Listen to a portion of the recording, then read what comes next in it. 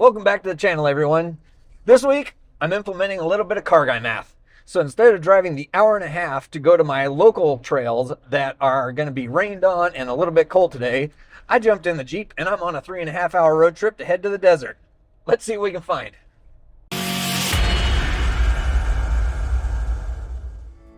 One of the cool things about living in California is there's so much accessible land. We've got millions of acres of BLM land all across the state, not just the desert.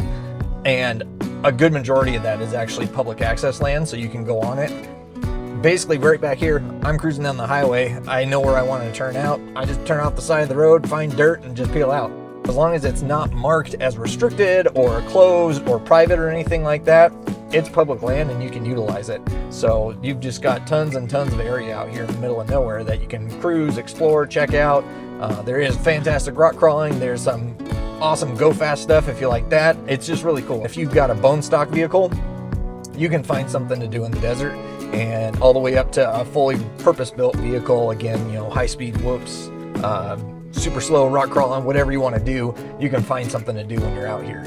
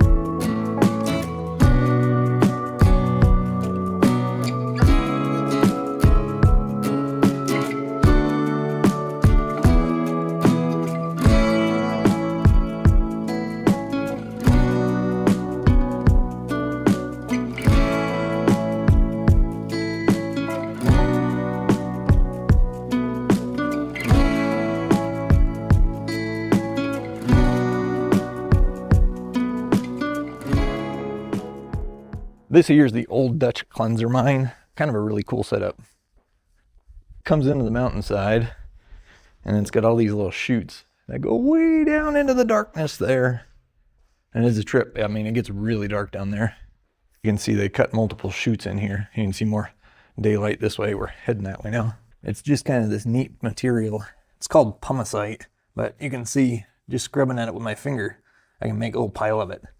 And basically that stuff is what they used in pumice. So when they were first mining this stuff, they were coming up basically with hand soaps that had the pumice in there, so it had a little bit more grit for cleaning stuff. And not just hand soaps, I guess they used to use it for cleaning the floors of slaughterhouses, you know, getting all that nastiness cleaned up.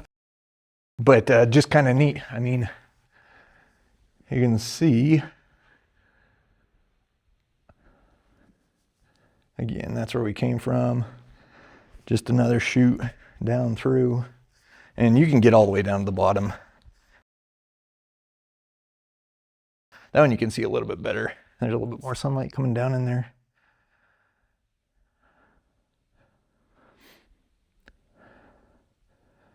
But it just kind of keeps going.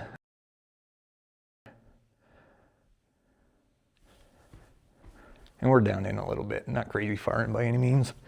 But I mean, there's just this soft powder all over the ground. And that's what this stuff is. This mine was in operation, it sounds like, from, I believe, the early 20s to the mid-late 40s. Not for a real long time, but long enough to get what they came for, apparently. Something neat out in the middle of nowhere in the desert. You can see there's a handful of openings that go right up to the top. So when you get in the sunlight, you can see it's just really, really white. The desert's always an interesting place to me. At nighttime, those temperatures drop and it gets cold. As soon as the sun starts to go down, it starts cooling off like crazy. Sun comes up in the morning, if it's a clear sky, it's gonna warm up quick.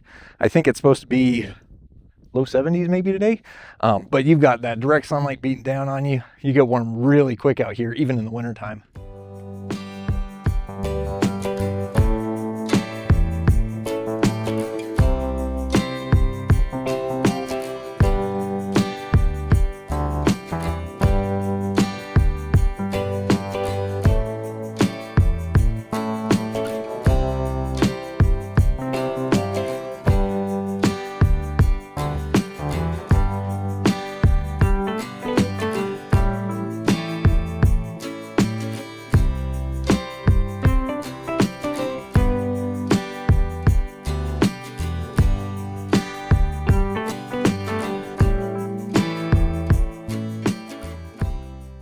This here's the Bonanza Gulch Post Office. Now, you take a look around and you think, who on earth needed to get their mail all the way out here? I mean, talk about in the middle of nowhere. But that's just it. Apparently, in, they think, the 30s, there was enough people, enough claims that were out here that were being worked that they had a post office. They had a need for a post office. Kind of nuts. Again, cruising around in the desert, some of the stuff you find, it's really interesting.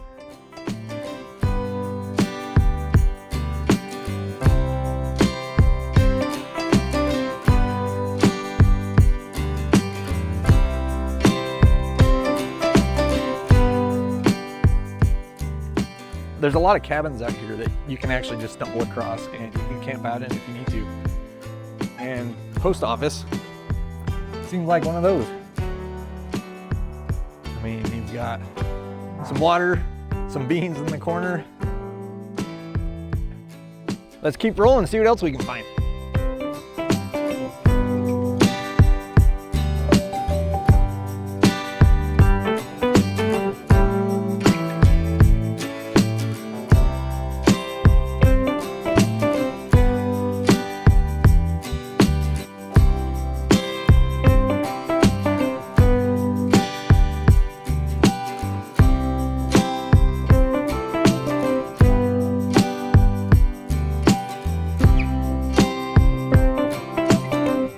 Behind me is the Burro Schmidt Tunnel. Supposedly it's about a half mile long, goes all the way through this mountain and pops out on the other side. Let's check it out.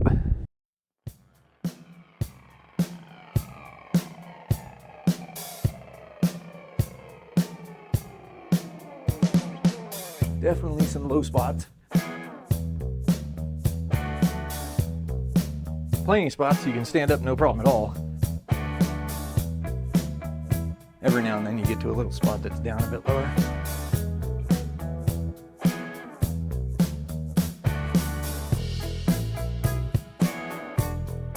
Definitely can't see light at the other end of the tunnel. This is pretty cool though. From the information I found, it sounds like he started digging in 1906. The reason that he dug this thing is that he wanted a safer route to get his gold to the smelter off of his claim up here. And he started digging in 1906. And apparently in 1920, there was a road that was actually cut in. But for whatever reason, determined guy, he kept digging. He wanted to finish this thing. So he kept digging, and apparently it was 1938, I believe. And there's some variances in the duration, but from everything I could find, it was basically right about 32 years that he spent digging this tunnel. And my understanding is that he never once took gold through it.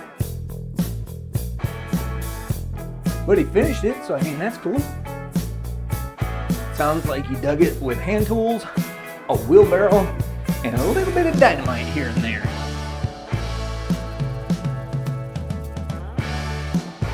Oh, I can hear the jets again. There were some jets out flying around when I first came in. So if I can hear the jets, that means I gotta be getting close.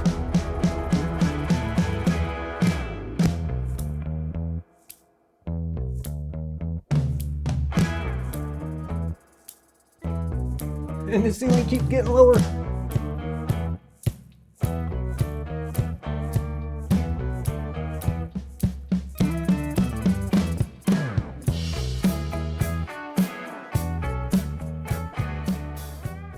So weird, it just kicks you out on the side of the mountain.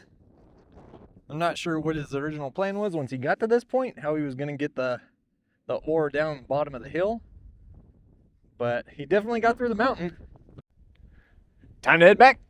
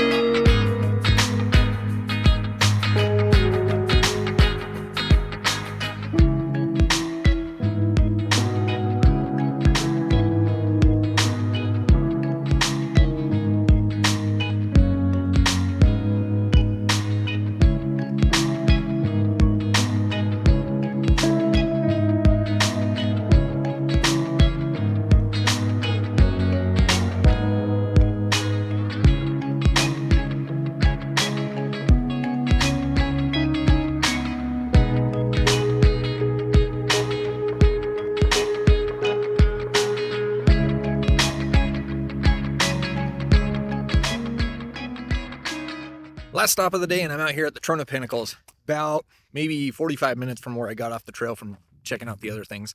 But it's a neat area. I've wanted to come out here for quite a while, so it's neat to finally get out here. Let me show you what it is. So if you look way off in the distance over there, you can see it's pretty well flat. You got mountains on this side, mountains on that side. But other than that, it's a pretty flat area. You've got this kind of valley that's in the middle of it, other than these things. So these things are called tufa spires, and it's basically just a really porous rock. Sorry about the sun there. And there's all kinds of stories on how they came and whatnot, but yeah, just all these spires that stick up out in the middle of nowhere. From what I've seen, this is a really big area for overlanders. I've passed a bunch of groups back there. There's, a couple ones and twos, but there's actually a handful of big groups, probably 10 people group kind of thing. So it's an area that a lot of people do tend to come to. It's a cool area. It's really neat. It's neat to get out here and check it out. Nice little side quest on my trip today. Finally nice to be able to check this one off the list.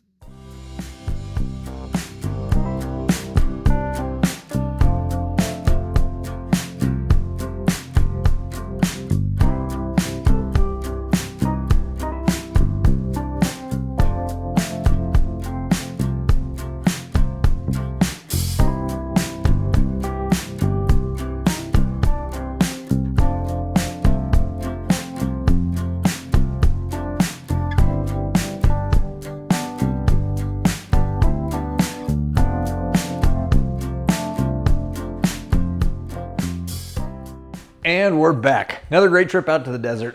Always enjoy being able to get out there and explore, check stuff out, see what's out there. There's just so much history that's gone out there that hardly anybody thinks about, and there's just all kinds of cool stuff to be able to check out as well. So it's really neat to be able to get out there and just explore, see what's out there. What are some of your favorite places to just explore? Not necessarily hardcore trails or anything like that, but just to get out and explore and see what you can find out there. Drop a comment below. Let me know. If you liked the video, make sure to give it a thumb up. Don't forget to follow us, and we'll catch you out there on the next one.